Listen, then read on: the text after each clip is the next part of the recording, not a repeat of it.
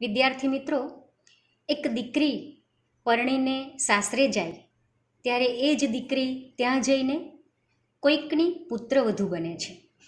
તો આપણા સાહિત્યમાં દીકરી વિશે તો ખૂબ લખાયું છે, પણ પુત્રવધુ વિશે ઓછું લખાયું છે. તો પુત્રવધુના સ્વાગત માટે રચાયેલું એક કાવ્ય આપણા અભ્યાસક્રમમાં આવે છે. તો ચાલો આજે આપણે ભણીએ કાવ્ય 9 પુત્રવધુનું સ્વાગત, જેના લેખ કવિ છે મકરંદ દવે. જન્મ 13/11/1922 અને અવસાન 31/1/2005. મકરંદ વજયશંકર દવે સાંઈ, તેઓ રાજકોટ જિલ્લાના ગોંડલના વતની હતા. આઝાદીની ચળવળમાં જોડાયા હતા.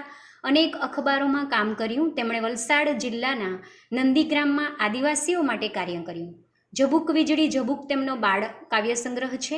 બે ભાઈ તાઇકો બાળનાટ્ય સંગ્રહો છે. યોગપથ અને અંતરવેદી તેમના આધ્યાત્મ ચિંતનના પુસ્તકો છે. તરણા, જયભેરી, ગોરજ, સૂરજમુખી, સંગના, સંગતિ તેમના કાવ્ય સંગ્રહો છે. શ્યાણી વિજાણન ગીત નાટિકા છે.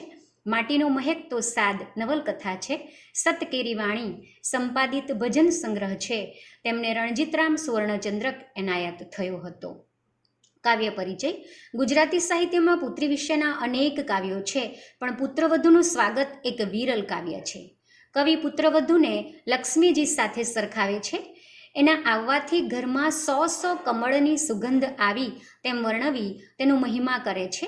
પુત્રવધુના આવવાથી ઘરનું સૌંદર્ય કેવું ખીલી ઉઠે છે તેના ચિત્રો આપી એને ઘરનું છત્ર અને છાંયડી ગણાવી અદ્ભુત ગૌરવ કરે છે. બંને કુળ ઉજાડનાર પુત્રવધુના આગમનથી જીવતરની હાશ એટલે કે નિરાંતનો ભાવ કવિએ ઉત્તમ રીતે પ્રગટ કર્યો છે. કાવ્ય સમજૂતી ટૂંકમાં જોઈ લઈએ કે એક પુત્રવધુને ખાસ કરીને સાસરામાં પહેલાંના સમયમાં તો ખાસ કે ત્રાસ આપવામાં આવતો. સાસુ એટલે એક વિચિત્ર પ્રાણી તરીકે જ જોવામાં આવતું. સાસુ હંમેશા પુત્રવધુ ઉપર અત્યાચાર કરતી હોય અને દહેજ માટે એને સળગાવી મૂકવામાં આવતી હોય. એવા ઘણા બધા દુષ્પરિણામો અગાઉ પુત્રવધુ ભોગવી ચૂકી છે. પણ આ કાવ્યમાં મકરંદ દવેએ એનાથી વિરુદ્ધ પુત્રવધુનું સ્વાગત કરતાં લખ્યું છે કે એના આવવાથી 100 કમળ ખીલી ગયા છે, એના આવવાથી ઘરનું સૌંદર્ય ખીલી ગયું છે. તેના ચિત્રો આપી છત્ર અને છાંયડી ગણાવી અદ્ભુત ગૌરવ કર્યું છે. એક દીકરી 2 કુળને તારે, એક પોતાના પિતાના ઘરને અને એક પતિના ઘરને એટલે કે સાસરાને. એવી પુત્રવધુનું આ કાવ્ય આજે આપણે ભણવાના છીએ, ત્યારે હું કાવ્યગાન કરું છું.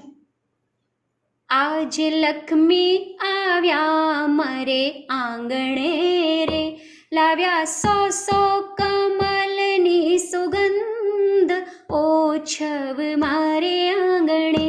મારી અડવી ભીતોને એના આંગણા રે, જ્યાં જ્યાં પરશે ત્યાં સોહે શણગાર ઓછવ મારે આંગણે. એને વેણ લેવા લપનીત રે, એને ટોડલીએ ટહુકાર ઓછવ મારે આંગણે. એ તો ઘરનું છતર ઘરની છાયડી રે, ઘરની અગાસીનું ખુલ્લું આકાશ ઓછવ મારે આંગણે. એણે 2 તે કુળને ઉજાડ્યા રે, હૈયે હૂંફને જીવતરની હાશ ઓછવ મારે આંગણે. પરિવાર કાવ્યોમાંથી આ કાવ્ય લેવામાં આવેલું છે. કાવ્ય સમજી લઈએ. આજ લક્ષ્મી, લક્ષ્મી એટલે કે લક્ષ્મી માતાનો આ તળપદો શબ્દ છે. મારે આંગણે આજે લક્ષ્મીજી, ખુદ લક્ષ્મી માતા પધાર્યા છે અને એ 100 કમળની સુગંધીદાર કમળના ફૂલો સાથે એ મારા ઘરમાં આવી છે. તો આજે ઉત્સવ મારે આંગણે, ઉત્સવ એટલે ઉત્સવ થઈ રહ્યો છે મારે આંગણે. મારી અડવી ભીતોને એના આંગણા, મારી જે સાદી ભીતો હતી, ખાલી ભીતો, એના ઉપર એના આંગણા પડ્યા છે. 5 આંગણાનો શણગાર થયો છે અને જ્યાં એના જ્યાં એના પગલાં પડશે ત્યાં શણગાર થશે. એને વેણ લે એટલે કે એ જે બોલે છે તેમાં વહાલપ નીતરે છે. વહાલપ એટલે કે મધુરતા, વહાલ, પ્રેમ. એને ટોળલીએ ટહુકાર, અને એ જ્યારે આખા ઘરમાં ટહુકો કરે, બોલે છે, ત્યારે મારા ટોડલા પર જાણે કે કોઈક મોર ટહુકતો હોય એવો મધુર અવાજ એના ગળામાંથી રણકે છે. એ તો ઘરનું છત્તર એટલે કે ઘરનું એ છત્ર છે, અને ઘરની છાંયડી પર એ પણ એ જ છે. માણસ પોતાના ઘરમાં રક્ષણ મેળવવા માટે ઉનાળામાં તાપથી, શિયાળામાં ઠંડીથી અને વરસાદમાં પાણીથી બચવા માટે જે છત્ર બનાવે છે, એવું છત્ર આ મારી પુત્રવધૂએ મારા ઘરમાં આવીને બનાવ્યું છે. અને ઘરની અગાસીનું ખુલ્લું આકાશ એ છત્ર પણ છે, છાંયડી પણ છે, પણ સાથે સાથે એ અગાસીમાં જે સ્વતંત્ર રીતે મુક્ત મને જે કંઈક ગાઈ શકાય, આનંદથી ઝૂમી શકાય એવું આકાશ પણ એણે સર્જી આપ્યું છે મારા ઘરમાં.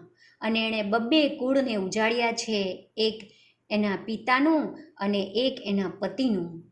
હૈયે હૂંફને જીવતરની હાશ, અને મારા હૈયામાં એના આવવાથી એક પ્રકારની હૂંફ થઈ છે અને જીવતરની હાશ થઈ છે કે હાશ, હવે હું સારી રીતે મારું જીવન પૂર્ણ કરી શકીશ. એવી એ સાસરાના લોકોને આ પુત્રવધૂના આવવાથી હાશ થઈ છે અને એમના આંગણે ઉત્સવ થયો છે. તો આ કાવ્ય અહીં પૂર્ણ કરું છું. અસ્તુ.